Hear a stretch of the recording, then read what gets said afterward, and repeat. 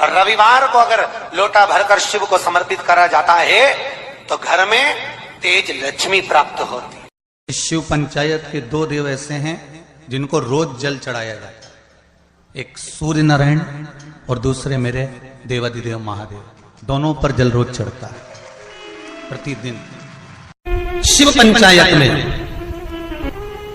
गुड़, चावल, लाल फूल और लाल मिर्ची के 11 दाने पानी के कलश में तांबे के लोटे में लेकर हाथ को ऊंचा कर नेत्र, नासिका, वक्षस्थल के सम्मुख में जो सूर्य नारायण को अर्घ देता है, जल चढ़ाता है, पर जो सूर्य को अर्घ रविवार के दिन दे देता है, अगले रविवार तक पैसे की आवक आना प्रारंभ हो जाती है। जो आज तक फोन नहीं उठाता वो फोन। सूर्य नारायण भगवान को स्टील के लोटे से या चांदी के लोटे से या पीतल के लोटे से या प्लास्टिक के लोटे से या कांच के बर्तन से जल चढ़ाने से आयु छिन्न होती है। क्या समाप्त होती है? आयु।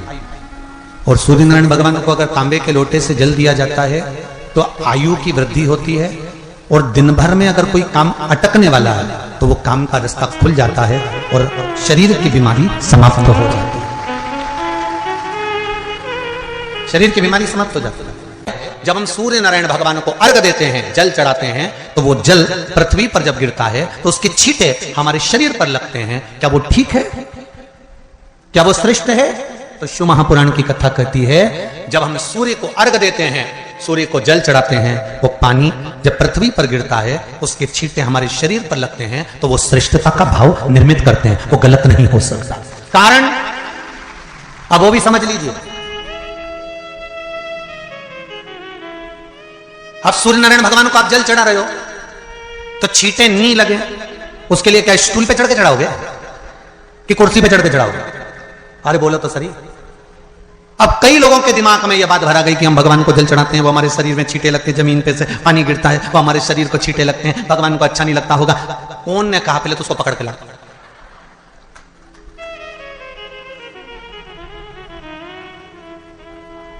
क्योंकि मेरे राम जी महाराज, मेरे भगवान कृष्ण, बड़े बड़े संत, साधु, सन्यासी, तपस्वी, साधक, उपासक जितने भी हुए, जिन्होंने सूर्य की आराधना करी, इन्होंने टेबल पे चढ़कर या कुर्सी पे चढ़कर जल नहीं चढ़ाया। इन्होंने पृथ्वी पर खड़े होकर ही, क्योंकि पृथ्वी तत्व के देव ही शिव। जब हम मृत्यु लोक पर खड़े होकर, पृथ्वी पर खड़े होकर भगवान शंकर का भाग पृथ्वी तत्व को धारण कर कर जल को हाथ में लेकर जब समर्पित करते हैं और जो जल नीचे गिरता है वो शरीर पर अगर लगता है तो हमको उसका आशीर्वाद ही प्राप्त होता है, दोष नहीं लगता। पर लोगों ने इसको विपरीत कर दिया। कि कौन ने विपरीत करा? कई लोगों ने इसको विपरीत कर दिया। कौन ने विपरीत करा? तो जो दूसरे धर्म के लोग होते हैं, जिनको हिंदू धर्म से नफरत होती है और जो हिंदू धर्म की पूजन, सेवा, अर्चना को समाप्त करना चाहते हैं, वो धीरे धीरे धीरे धीरे कहने लगे कि सूर्य को जल चढ़ाओगे तो शरीर में लगेगा, शरीर में लगेगा तो दोष लगेगा। इसको कह कहकर घर घर में सूर्य को जल चढ़ाना लोगों ने बंद कर दिया कि आप जल चढ़ाएंगे तो दोष लगेगा, शरीर पे छींटा लगेगा, शरीर को ऐसा लगेगा। ये दोष नहीं है। कितनी सुंदर बात है महाराज। सूर्य नारायण भगवान को जब जल चढ़ाया जाता है, हाथ सिर से 8 इंच की दूरी पर होना चाहिए। जम के बोलिए, सिर से कितना ऊंचा होना चाहिए? 8 इंच ऊपर अपना हाथ होना चाहिए मस्तक से सूर्य को जल चढ़ाते समय। और ना चांदी का, ना स्टील का, ना लोहे का, ना प्लास्टिक का, ना कांच का, ना सोने का कोई बर्तन, ना कांसे का, ना एल्युमिनियम का, ना पीतल का, केवल एक पात्र होना चाहिए, वो है तांबे का। काय का पात्र होना चाहिए? तांबे का पात्र। और सूर्य नारायण भगवान को जब 8 इंच ऊपर तुम्हारा हस्त है और जब हम सूर्य को जल चढ़ा रहे हैं, कैसे जल चढ़ाना है वो भी समझ लीजिए। अगर कोई कैंसर का मरीज है, जिसके चेस्ट में कैंसर आ गया हो, लेफ्ट में, राइट में कहीं पर कैंसर आ गया हो, या कोई गठान आ गई हो, तो महाराज आप जल चढ़ाते समय उस जल की धार को, सूर्य भगवान को जब चढ़ा रहे हो तो धार आपकी गठान की ओर जाना चाहिए, जिससे सूर्य की किरण उस जल में से आपके उस स्थान पर पड़े, उस जगह पर पड़े जहां पर गठान है। महाराज आप लगातार जल तो चढ़ाना चालू करो, अच्छे डॉक्टर फेल हो जाएंगे और कहेंगे गठान ठीक हो गई।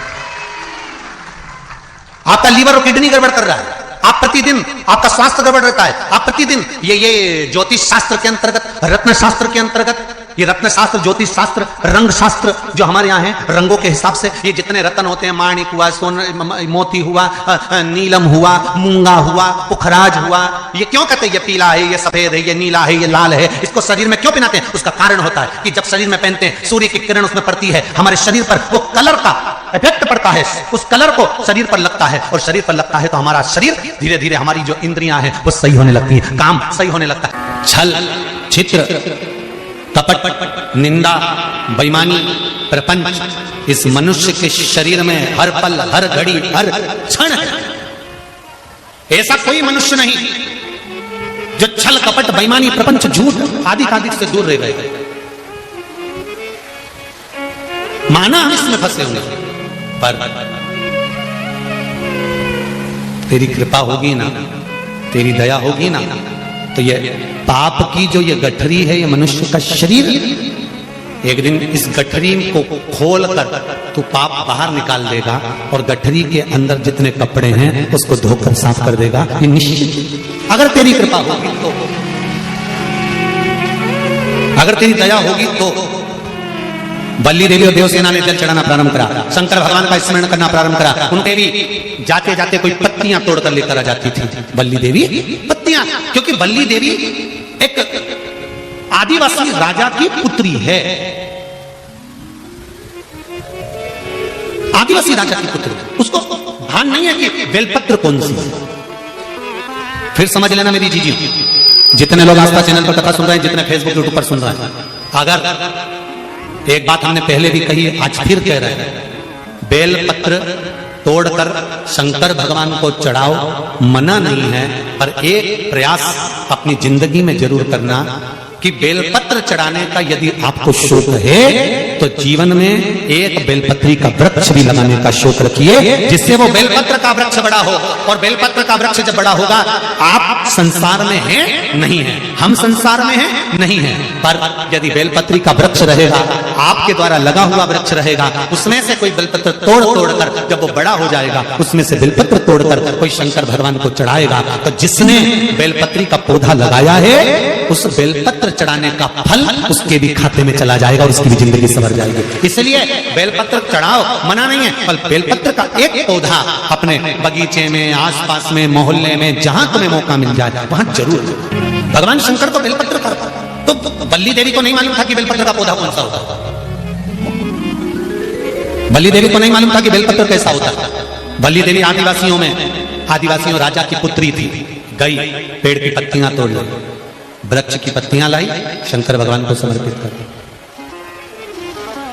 फिर गई, फिर पत्तियां तोड़ के लाई, शंकर भगवान को समर्पित कर दी, फिर गई, फिर तोड़ कर लाई, शंकर भगवान को समर्पित कर दी।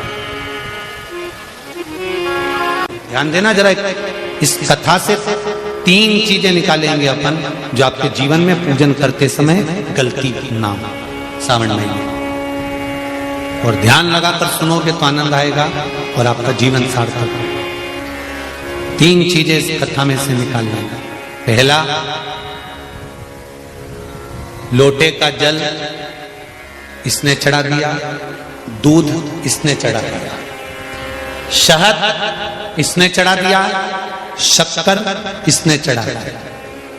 ये पंचामृत स्नान अलग अलग हाथ से हुआ, किसी ने कुछ चढ़ाया, किसी ने कुछ चढ़ाया, तो शास्त्र कहता है वर भी पृथक पृथक भाग में बट गए।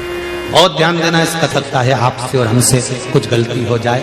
जब हम पूजन करने बैठते हैं तो अगर पति जल चढ़ा रहा है तो पत्नी उसका स्पर्श कर कर चढ़ा ले, मना नहीं,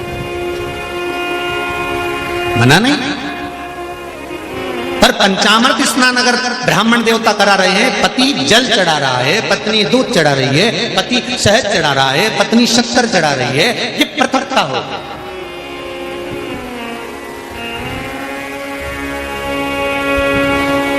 या तो दोनों को जल चढ़ाना, दोनों को दूध चढ़ाना, दोनों को शक्कर चढ़ाना है, दोनों को।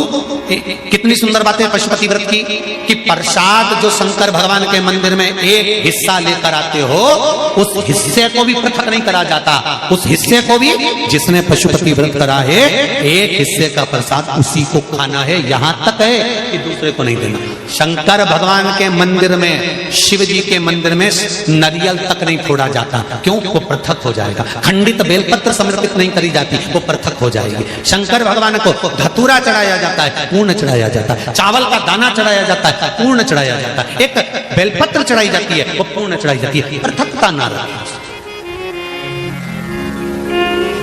अगर वल्ली देवी और देवसेना दोनों अगर जल चढ़ा रही थी तो दोनों हाथ में जल के पात्र होते और दोनों चढ़ाती। पर एक जल ये चढ़ा रही थी तो एक जल का पात्र ये चढ़ा रही थी। उसने कहा कांवड़ की यात्रा है, एक डंडे में एक लोटा बांध, एक तुम लेकर चलो, एक हम लेकर चले। नहीं नहीं नहीं, जल ले जाओ, मंदिर तक भी ले जाओ, पर चढ़ाते समय अगर तुम चढ़ा रही हो तो जल के दोनों पात्र तुम्हारे हाथ में होना चाहिए, दूसरा नहीं।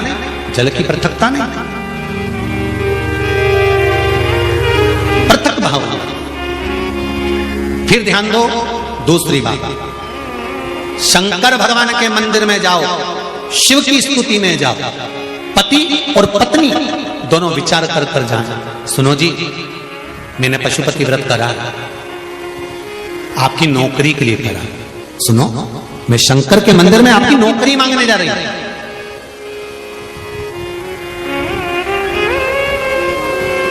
मैं नौकरी मांगने जा रही हूं। अब शिव मंदिर में आप गए, व्रत करा था, पति को भी साथ ले गए, दोनों ने प्रणाम करा। शंकर भगवान प्रसन्न हो गए। सबसे पहले शंकर भगवान ने पति से कहा, तू मांग ले, पहले तुझे क्या चाहिए, क्योंकि तेरी पत्नी का व्रत है, उसको बाद में दूंगा। उसने व्रत करा, थोड़ी तप साधना और कर लेंगे, तू मांग। पति ने कहा, मुझे वर दे दो, मेरी एक मकान और एक प्लाट उलझा पड़ा है, वो सुलझ जाए। शंकर भगवान ने पत्नी से कहा, अब तू मांग ले। पत्नी कहने लगी, मैंने इनकी नौकरी के लिए मांगा था। शंकर भगवान ने कहा, तूने नौकरी के लिए मांगा था, पर तेरा पशुपति व्रत जब तूने प्रारंभ करा था, तेरे मन में भाव आया था कि नौकरी मिले और मैं और मेरे पति दोनों शंकर की धोख लगाने के लिए जाएं, और भगवान के सामने जब हम झोली पसार के मांगे तो एक जैसा हमारी कामना पूर्ण कर देना। अब तेरे पति ने प्लाट का भाव मांग लिया और तू नौकरी मांग रही है, दोनों में पृथक का। फिर निवेदन करेंगे, शंकर के मंदिर में जाकर पति को बता देना कि मैं शंकर के मंदिर जा रही हूं और मेरी आराधना का कारण ये है, और उस आराधना के कारण ही मैं आपकी नौकरी के लिए, आपके व्यापार के लिए, आपके व्यवसाय के लिए, आपके लिए मैंने ये करा, और इसीलिए मैं पशुपति व्रत कर रही हूं, और मुझे पूरा विश्वास है शंकर भगवान मेरी मनोकामना पूर्ण करेंगे। तो दोनों जाएं और दोनों प्रणाम करें, तो दोनों के प्रणाम करते समय वर भी एक हो कि भगवान नौकरी लगा देना, प्रभु सुन लेना मेरे दाता, तेरी कृपा चाहिए। पृथकता का भाव। हाँ, पति अलग पशुपति व्रत कर रहा है, पत्नी अलग पशुपति व्रत कर रही है।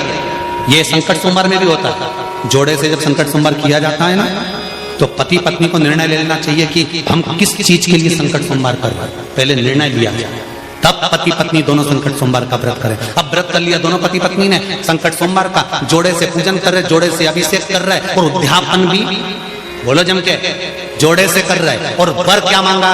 पति ने सोचा था दुकान का, पत्नी ने सोचा था पार्लर का। निर्णय अलग था। अंत समय प्रभु आना पड़ेगा, वचन दिया तो निभाना पड़ेगा।